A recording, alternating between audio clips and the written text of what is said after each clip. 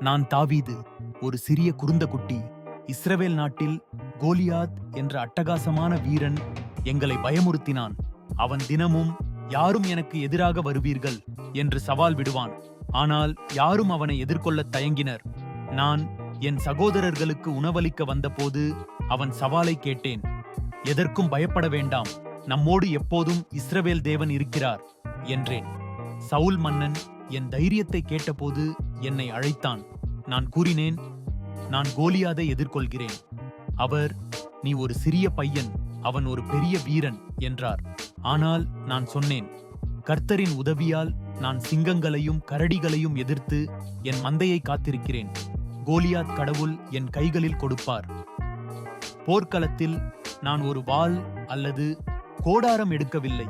ஒரு கருங்கல் மட்டும் கொண்டு கோலியாதின் முகத்தை நோக்கி எறிந்தேன். அது நேராக அவன் நெற்றியில் பாய்ந்தது. அவன் கீழே விழுந்து இறந்தான். இஸ்ரவேல் மக்கள் மகிழ்ச்சியோடு வெற்றி பெற்றனர்.